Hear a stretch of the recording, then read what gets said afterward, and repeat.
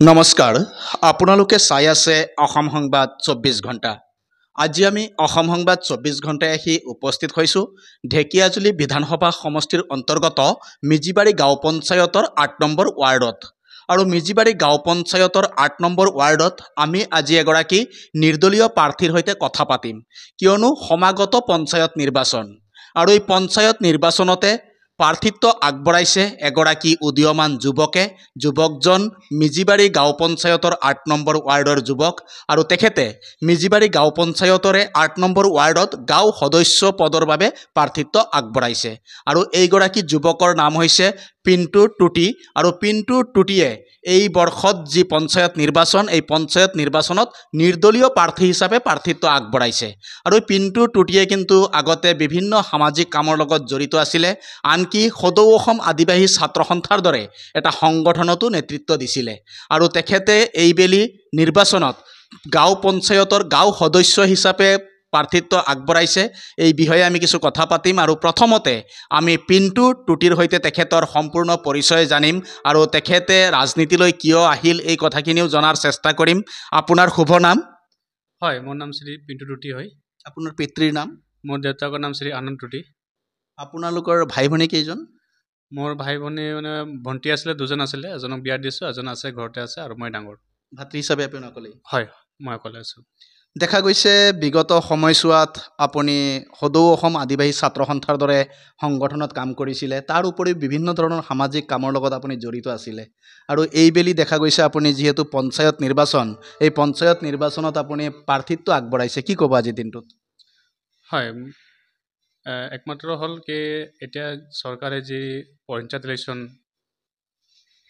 হ'ব, সেই তাতে মই ইলেকশ্যনৰ কাৰণে মই প্ৰতিনিধিত্ব ৰাইজে মোক সমৰ্থন কৰিছে, প্ৰস্তাৱ দিছে। সেইকাৰণে মই ৰাইজৰ কাৰণে ওলাই আহিছোঁ। যিহেতু মই আগতে সামাজিক মাধ্যমতে সংগঠনতে কৰি আছিলোঁ, কিন্তু একমাত্ৰ আজি যি ৰাইজৰ যি কাম কাজ, যি ৰাইজৰ উন্নতি হ'ব লাগে, গাঁওখন উন্নতি হ'ব লাগে, কিন্তু সেইটো আমি দেখা নাপালোঁ। আজি বাধ্য হৈছোঁ আহিবৰ কাৰণে। মই ৰাইজৰ স্বাৰ্থত ওলাই আহিছোঁ, যাতে মই ৰাইজৰ যি কাম আছে, গাঁৱৰ যি উন্নতি হ'ব লাগে, মই আশা কৰোঁ যে যদি জিকাৰ পিছত যদি হৈ যায় তেতিয়াহ'লে মই কৰি যাম বুলি মই আশাবাদী। দেখা গৈছে বিগত দিনবোৰত গাঁও সদস্য বহুতো আছিলে আৰু বহুতো গাঁও সদস্যৰ বিৰুদ্ধে বিভিন্ন ধৰণৰ অভিযোগ আছিলে বা গাঁওসমূহৰ কামসমূহ হৈ উঠা নাই বুলি কিছু অভিযোগ আপোনালোকেই অভিযোগ উত্থাপন কৰিছিলে, প্ৰতিবাদো সাব্যস্ত কৰিছিলে। কিন্তু বৰ্তমান আপুনি এগৰাকী প্ৰাৰ্থী, যদি আপোনাক ৰাইজে বিবেচিত কৰে বা যোগ্য বুলি বিবেচনা কৰি আপোনাক সেই সুবিধাকণ দিয়ে, তেতিয়া আপুনি ৰাইজৰ কাৰণে কি কৰিব? হয়, যিহেতু আগন্ত যি আমাৰ পঞ্চায়ত মিজিবাৰী গাঁও পঞ্চায়তৰ যি ৮ নম্বৰ ৱাৰ্ডৰ যি আগতে মেম্বাৰ আছিলে, তেখেতে কিন্তু এতিয়ালৈকে যি বিজেপি চৰকাৰে কিন্তু আমাৰ ইয়াতে কিন্তু নাৰায়ণপুৰ চাহ বাগিচাত এনেকুৱা কামটো আমি দেখা পোৱা নাই। তো সেইকাৰণে মই ভাবিছিলোঁ যে এইবাৰ ইলেকশ্যন খেলিম। ইলেকশ্যন খেলাৰ পিছত যি যুক্ত হ'ম, তেতিয়াহ'লে মই কিন্তু ৰাইজৰ ছাপোৰ্ট, ৰাইজৰ পৰামৰ্শ লৈ পেলাই যি কাম আছে গাঁৱত, সেই কামখিনি মই আগুৱাই লৈ যাম বুলি মোৰ আশা আছে। আৰু যাতে মই ৰাইজৰ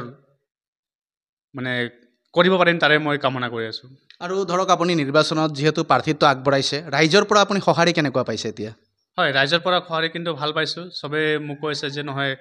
এজন সংগঠন কৰা ল'ৰা এজন উঠি আহিছে, ভাল হৈছে। কিন্তু এজন সংগঠন ল'ৰা যদি আমাৰ ৰাইজৰ কাৰণে উঠি আহে, আমাৰ নিজৰ কাৰণে উঠি আহে, তেতিয়াহ'লে আমি কিন্তু বহুত ভাল পাইছোঁ। আৰু যদি লাগি থাকক তেনেকুৱা মোক সঁহাৰি দিছে, তো মই ৰাইজক ধন্যবাদ জ্ঞাপন কৰিছোঁ, কাৰণ মোক এইটো সুযোগটো দিলে তাৰ কাৰণে। আৰু এনে আপোনাৰ চকুত বা আপুনি সংগ্ৰাম কালতে হওক বা বৰ্তমান আপোনাৰ চকুত আপুনি যিটো ৱাৰ্ডৰ পৰা আজি প্ৰাৰ্থিত্ব আগবঢ়াইছে, আপুনি গাঁও সদস্য হিচাপে গাঁও সদস্যৰ প্ৰাৰ্থিত্ব যিহেতু আগবঢ়াইছে, সেই ৱাৰ্ডখনত বা সেই গাঁওখনত আপুনি বিশেষকৈ সমস্যা কি দেখা পাইছে? বিশেষকৈ কিন্তু মই আমাৰ নিজৰ গাঁৱটো অকল নকওঁ, কিন্তু আমাৰ নাৰায়ণপুৰ চাহ বাগিচাতে মোৰ যিটো ৱাৰ্ডত এতিয়া মই আছোঁ বৰ্তমান, কিন্তু মই যি একদম মূল সমস্যা ৰাস্তা ঘাট, এইটো কিন্তু এটাও হোৱা নাই। সেইটো মূল সমস্যা একদম একেবাৰে হোৱা নাই ৰাস্তা ঘাট। আৰু যদিও কিবা যদি ধৰিছে কিন্তু এতিয়ালৈকে কিন্তু সিহঁতৰ আৰম্ভ কৰা নাই বা যদিও কৰিছে কিন্তু সেইটো সম্পূৰ্ণ হোৱা নাই তো তেনেকুৱা ক্ষেত্ৰত মই কিন্তু এইটো বেয়া দেখা গৈছে কাৰণ এটা ৰাস্তা হ'লেও হ'ব লাগিছিলে কিন্তু আমি এতিয়া 4-5টা গাঁও আছে এটা গাঁৱত মানে সম্পূৰ্ণ ৰাস্তা হোৱা নাই তো যাতে নেকি সেই গাঁৱটো যদি মানে জিকাৰ পিছত যদি মই সেই ৰাস্তাখন এটা হ'লেও গাঁও বা গাঁৱৰ ৰাস্তাখন মই যদি বনাব পাৰোঁ বা আনিব পাৰোঁ তাৰে মই আশা কৰোঁ আমি দুটাই একচুৱেলি ভালে বুলি কওঁ কাৰণ ইয়াক মই বেয়া নকওঁ কাৰণ যিহেতু সেও কাম কৰিছে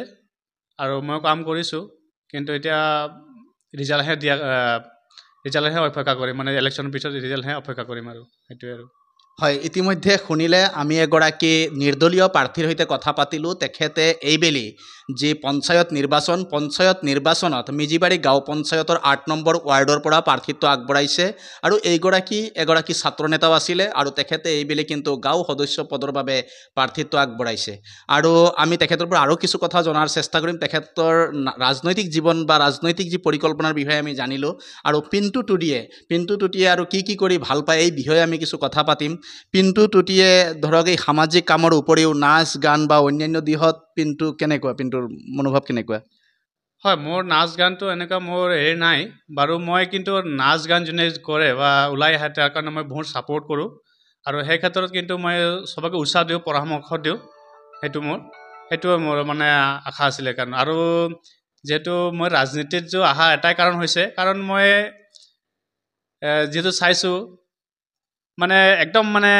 কি ক'ম আৰু একদম দুখ লাগে মানে বেলেগক যদি মই এটা দূষিত যদি কওঁ তেতিয়াহ'লে সেই দুখটো কিন্তু মোৰ নিজৰো দুখ বুলি ক'ব পাৰিম কিন্তু কাৰণ এতিয়া যদি সেই এজন চৰকাৰৰ বা মানুহ হৈ পেলাই বা একটা চৰকাৰী এমপ্লয় হৈ পেলাই যদি সেই আমাৰ যি ৱাৰ্ডৰ যি কাম কাজ থাকে সেই কাম কাজ যদি নাচায় চকু নিদিয়ে তেতিয়াহ'লে কিন্তু আমি একেবাৰে এনেতো পিছপৰা হৈছোঁ কিন্তু এতিয়াও মানে যি ৰাস্তা ঘাট আছে সেই ক্ষেত্ৰতো কিন্তু বহুত পিছপৰা আৰু এতিয়া যিখিনি আঁচনি চৰকাৰৰ যিখিনি আঁচনি দিয়ে সেই কিন্তু আঁচনিবিলাকৰ যদি চৰকাৰে কি কৰে মানে বাছনি লয় মানে সেইজন পাৰ্টি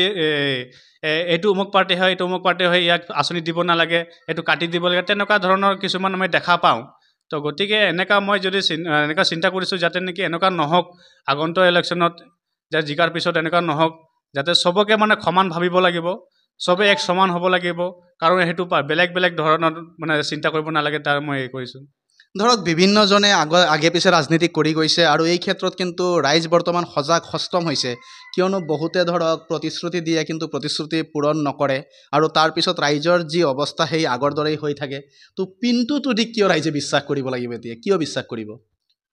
হয় মই বিশ্বাস কৰিব লাগিব সেইকাৰণে কিন্তু মই আগতে নিজে এটা সামাজিক মাধ্যমেদি হওক বা সংগঠন দ্বাৰা মই নিজে এটা কাম কৰি আহিছোঁ আৰু কাম যদি মই নকৰিলেহেঁতেন তেতিয়াহ'লে মোক ৰাইজে ছাপোৰ্ট নকৰিলেহেঁতেন আৰু সেইটো জেগাত মই আজি আপোনালোকৰ ওচৰত বা ৰাইজৰ ওচৰত মই এটা মন্তব্য মানে দিব নোৱাৰিলোহেঁতেন